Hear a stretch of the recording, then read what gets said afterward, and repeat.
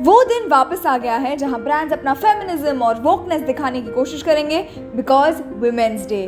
But असल में इनमें से काफ़ी ब्रांड्स ये विमेन एम्पावरमेंट का सिर्फ ढोंग कर रहे हैं टू सेल यू शिट। जैसे हर एड में गोदरेज दिखाता है दैट आपके सफ़ेद बाल सुंदर नहीं है, बट वुमेन्स डे को उन्हें लगता है एवरी वुमन इज ब्यूटिफुल। अपनी रेगुलर एड्स में ओले आपको एक 23 ईयर ओल्ड वुमन दिखाएगा who is worried about anti ageing, because obviously ageing के बारे में आप जितने जल्दी इनसिक्योर हो जाओ उनके उतने ही प्रोडक्ट्स बिकेंगे।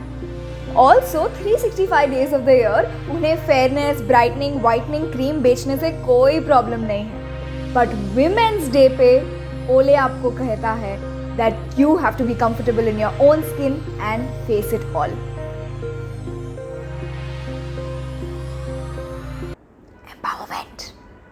ओरीफ्लेम एक ब्रांड है जो रोज रोज तो आपको अपनी मल्टी लेवल मार्केटिंग स्कीम बेचेगा, रोज रोज वो आपको इंटीमेट वॉश जैसे प्रोडक्ट्स बेचेगा which actually do cause vaginal infections, but Women's Day पे उनके लिए every woman is a superwoman.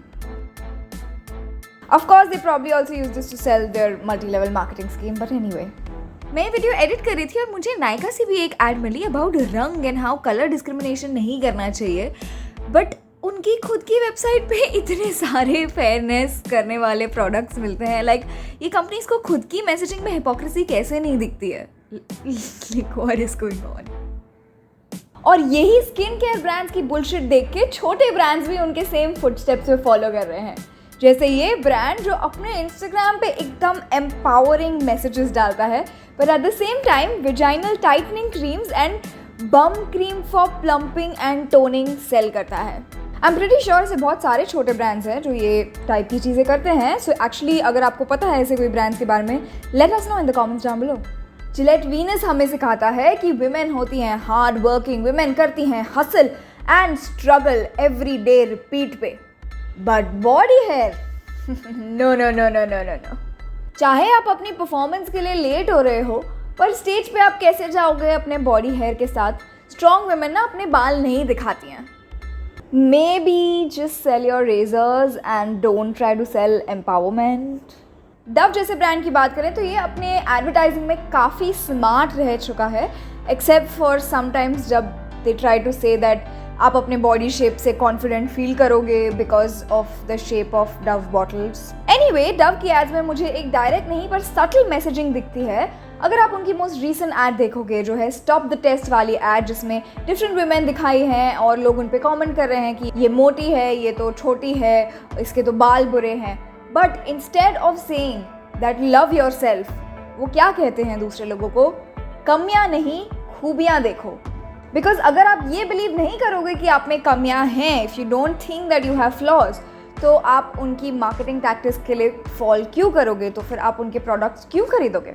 I know आपको लग रहा होगा कि मैं थोड़ा एग्जैजरेट कर रही हूँ डव की एड के बारे में, but I am speaking from personal experience. एक बार मैं उनके एक मार्केटिंग कैंपेन में गई थी which was a focus group, जहाँ बहुत सारी डिफरेंट फीमेल्स आई थी और उन्हें बात करनी थी with all those women for some ideas. उधर वो लोग को कॉन्स्टेंटली फोर्स कर रहे थे ये बताने के लिए कि उन्हें अपने लुक से क्या प्रॉब्लम है, उनकी क्या इनसिक्योरिटीज़ है।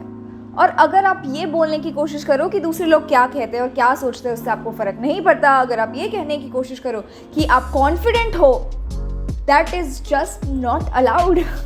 वो बार बार बात घुमा घुमा कर लोगों को गैस लाइट करने की कोशिश कर रहे थे, उनके स्टेटमेंट्स को पैराफ्रेज करने की कोशिश कर रहे थे, बिकॉज अगर आप फुल्ली कॉन्फिडेंट हो, अगेन सेम थिंग, आप शायद उनके प्रोडक्ट्स और उनके मार्केटिंग टैक्टिक्स के लिए फॉल नहीं करोगे।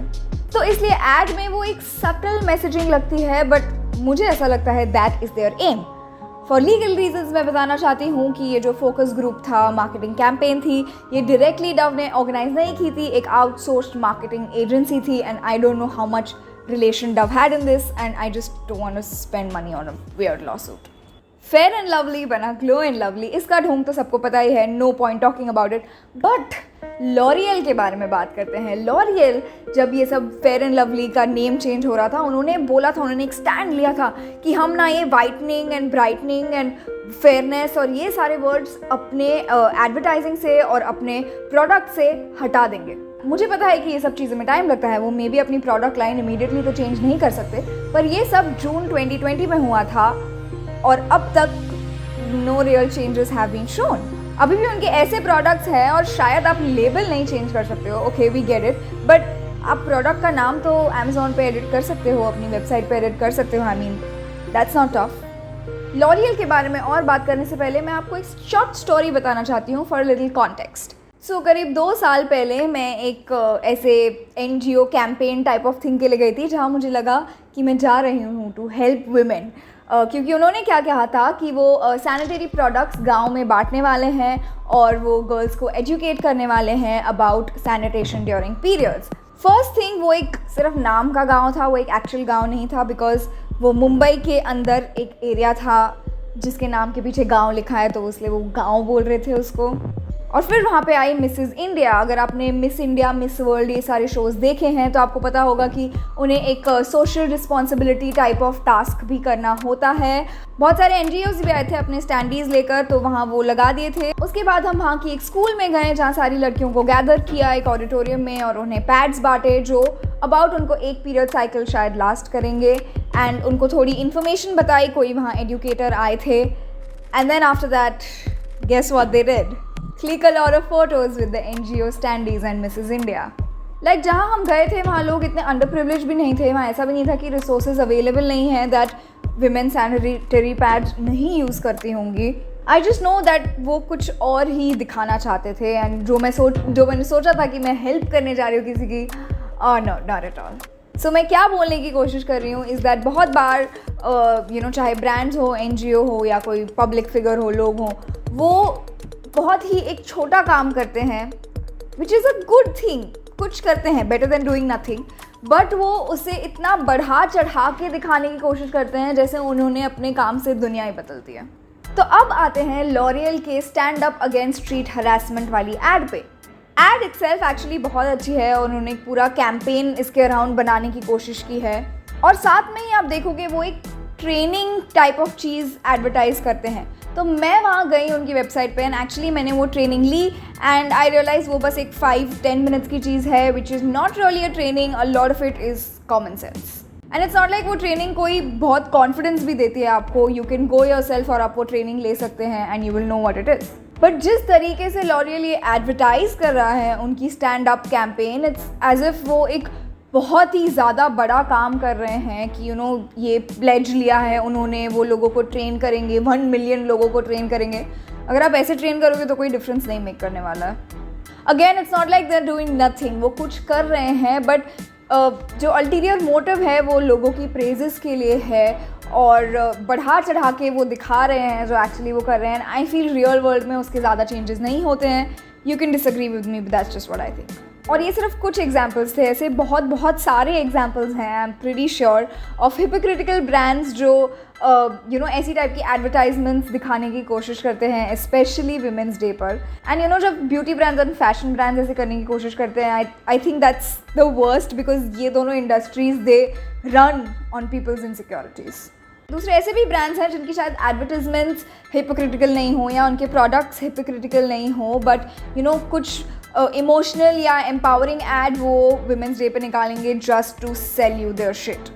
And hashtags, oh my God, हर चीज़ में हैशटैग, बिकॉज अगर आप हैशटैग नहीं डालोगे तो आपकी एड ट्विटर पे ट्रेंड कैसे करेगी। ये सब जो लोगो चेंजिंग और ये भी होता है जो न्यूज़ में आ जाता है, oh McDonald's is now McDonald's for women's day, like do you want a medal.